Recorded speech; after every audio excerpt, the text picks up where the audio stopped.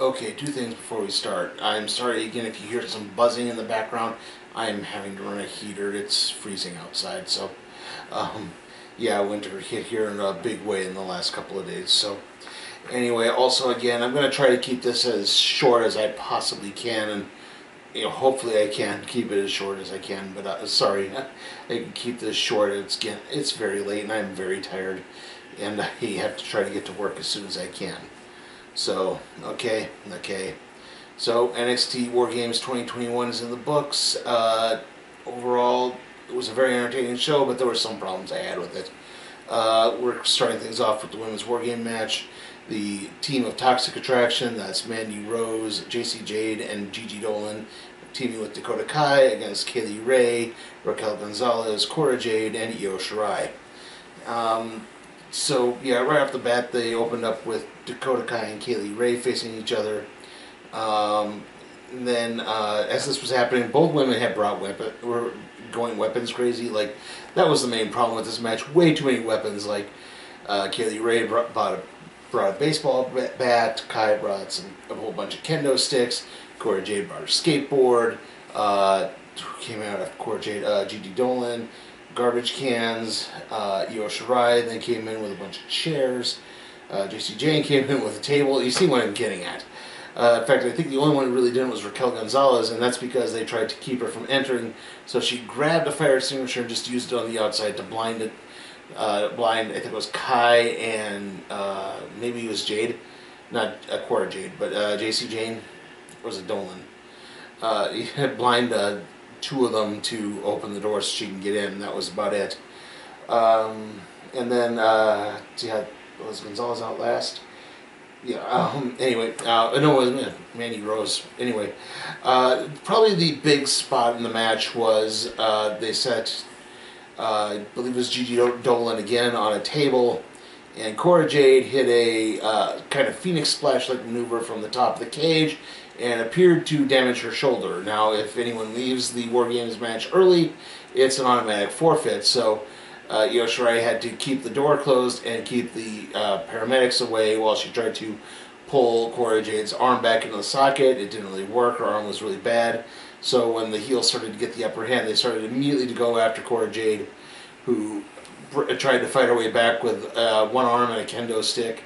It didn't really last. However, eventually Raquel Gonzalez caught JC Jane with a Chicona bomb, and that enabled Cora Jade to get a little jackknife pin for the 3 count of the victory.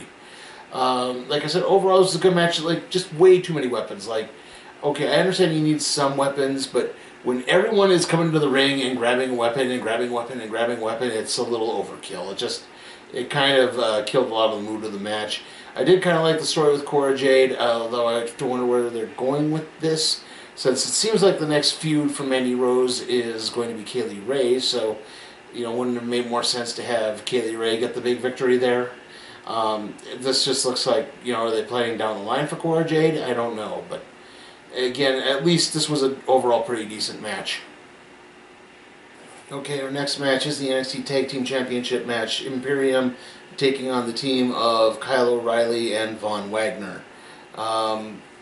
Anyway, let's see, it was Bartel and Eichner. They basically, managed to isolate O'Reilly for a while. Wagner would get in, he had a few power moves here and there. Eichner actually came back. He caught Wagner up in a fireman's carry and hit a rolling senton with him. Wagner eventually got tagged back in again.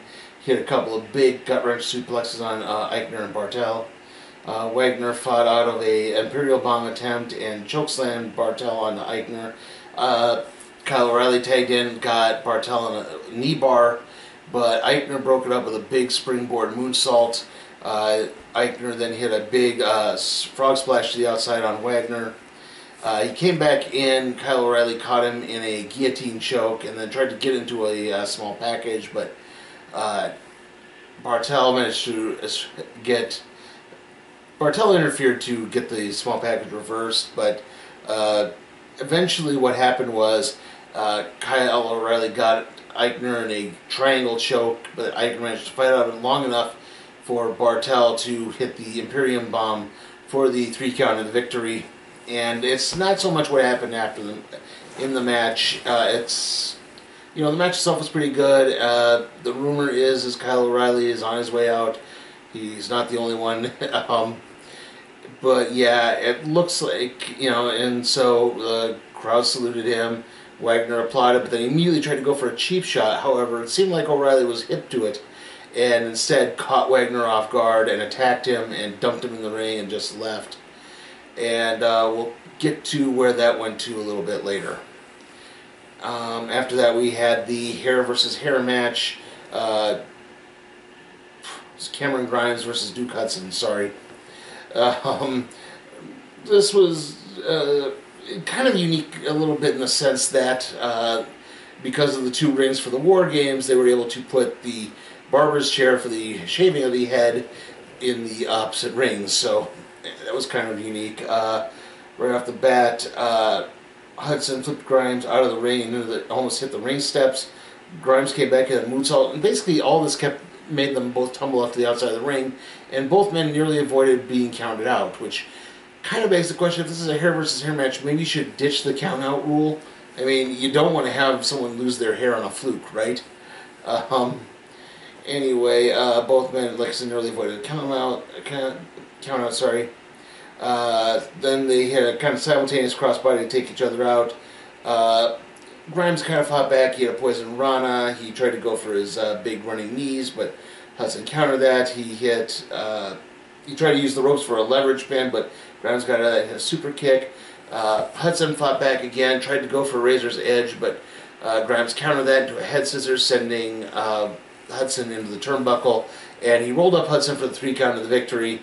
So yeah, overall the match not terrible, but in the immediate aftermath, because Hudson was still semi-conscious when he was pinned, he wasn't dragged over, he managed to lure Grimes into this kind of a sucker punch and tried to shave Grimes, but then Grimes popped back up at his big flying knees that knocked Hudson out long enough for Grimes to get some initial shaving done, and then Hudson walked away all in his shame.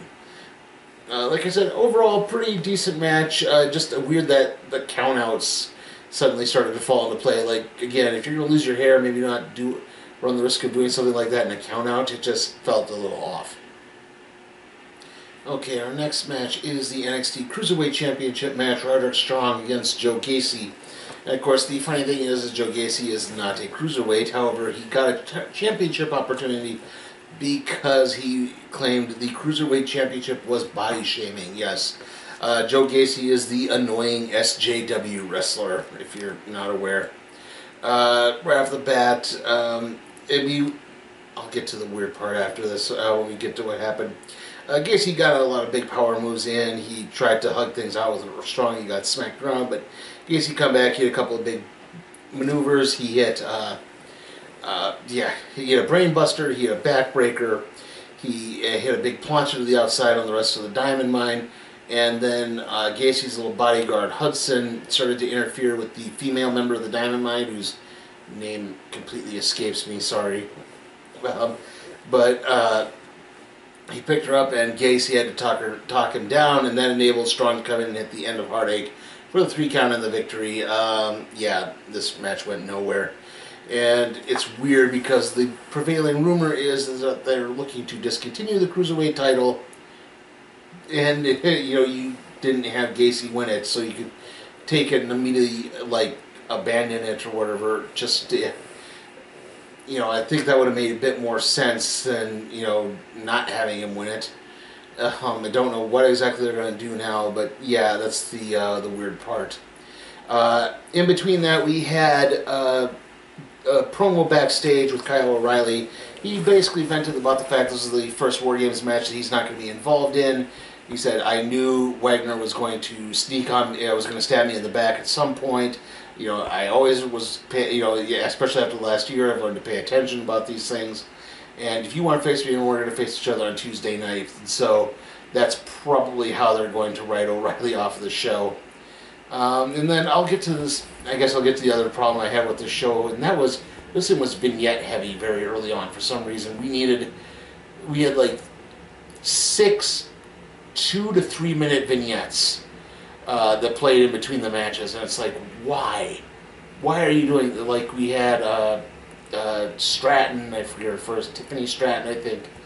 Then we had Jiro and his Styles Strong promos, and then we had MSK and the Shaman, and then I think there was one for Imperium as well, but again, it was just kind of a why. Grizzled Young Veterans, that was the other one. And they were all like just padding this out. Like, you didn't need to pad this out. One of the joys of takeover specials is that they're always very tight. You know, now you're heading filler, it just doesn't help at all. And that leads us into our main event, the men's WarGame match. Grayson Waller, Carmelo Hayes, Braun Breaker, and Tony D'Angelo against LA Knight, Johnny Gargano, Tommaso Ciampa, and Pete Dunne. Or in other words, NXT 2.0 against the NXT originals. And LA Knight. Yes, LA Knight is considered original, even though I think he debuted about a year ago, I want to say. Like, I think it was either the last WarGames or was the January show. Yeah, so, yeah, hasn't even been in NXT a year, but he's somehow an original. Okay. Nothing against LA Knight. I like LA Knight, but just kind of a weird thing to point there. Hayes and Gargano opened up. They see the crowd again. Gargano is the other wrestler who's kind of rumored to be on his way out right now. So, yeah, the crowd gave him a little salute to begin the match. Basically, Gargano hit a powerbomb off the cage, and that was when Carmelo Hayes was the next one. Oh no. Who started? It was Hayes and Gargano who started. My mistake. Waller was the next one who came out after that. And at one point, Hayes and Waller tried to do the DIY finish. Gargano just avoided it, and they ran into each other. He started to fight back, and that was when Pete Dunne came out next. And as this was happening, Trick... Oh, I can't think what his last name is. Is it Trick Rogers? Because I'm very tired, I'm sorry, started throwing weapons, trying to throw weapons into the ring. He grabbed a chair out from under the ring, he launched it up, he was trying to throw it up over the top of the cage. And so it's falling in, and the leg of the chair almost clops Grayson Waller right in the face. It would have been, ooh, like, that was pretty bad. Pete Dunne was out next. At one point, he and Gargano lock on stereo crossfaces. Waller, again, as this was happening, Trick is trying to throw more weapons in the ring, and then he reaches under and something grabs him and pulls him, and he's like, what the, he backs away screaming, and out crawls Dexter Loomis, who chases him away. As that happens, Tony D'Angelo is the next one up, and he's getting in the ring, and this is where it got stupid, unfortunately. He's getting into the ring, he grabs a chain, and he starts trying to lock the door so that no one can get in. Why? You're not the last guy in. Braun Breaker's the next guy in. Shouldn't you wait till your big powerhouse guy gets in? And even then, it doesn't make any sense to do that because you can't win the match until all the competitors are in the ring. So, yeah, that's just kind of, oh, God, that was really bad. It just... Again, it really, really threw the whole match out of whack. LA Knight, gets in. He crawls over the top of the cage to get into it. He starts doing things. After that, Braun Breaker was the next one out, and then Tommaso Ciampa to end things. By the time Breaker had gotten out, they had removed the chain because, yeah, again, stupid. And as this was happening, so again, we get this big fight, a lot of big stuff. At one point, LA Knight hits Grayson Waller with a belly-to-belly superplex, sending him through a table. Another time, Waller hits an elbow chop off the top of the cage, also to LA Knight, which sends him through a table. And the big climax of the match, DIY hit their finisher on Breaker, but Carmelo Hayes catches the ref just enough time to break the 3 count. They get up, they start trying to go after Hayes, but then Breaker spears Ciampa through a table, and then he hits his press slam into the power slam for the 3 count of the victory to set up the fact that at the beginning of January, after day one, which is the WWE show. That's probably going to be when Breakker gets another championship opportunity that he will, in all likelihood, win. So yeah, I hope you got all that. I'd love to go more into what the situation with NXT is right now. Overall, I'd say this is the first NXT 2.0 show I've really been able to see. It was still really good. It was still really enjoyable. Again, a lot of the problems I think with the planning of the matches just kind of made it fall apart a little bit. The weapons overkill in the women's match, that stupid thing with the chain in the men's, and then the other matches were all pretty good. The cruiserweight match was not. That was very clunky, and I kind of wish maybe they had just done something else with that and moved the cruiserweight match to the kickoff show, or just find some other way to get Gacy over. It just, it just wasn't very good. But still, like I said, overall, this is still a very enjoyable show. I am going to give WarGames 2021 a B.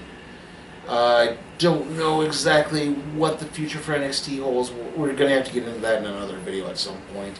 It'll probably be a Madden video. But yeah, just really weird times right now. And added to that, the next wrestling show is going to be WWE Day 1, which is on January 1st. Saturday. So again, we'll get into more of that later. The next video is it might be that Madden video, but right now the next movie review is going to be Spider-Man No Way From Home, or No Way Home. Sorry, I'm tired. And then Matrix Resurrection, Matrix 4. Again, sorry, I'm tired. And then the random trade review on Sabrina the Teenage Witch is going to be on the 18th or so. See you all next time.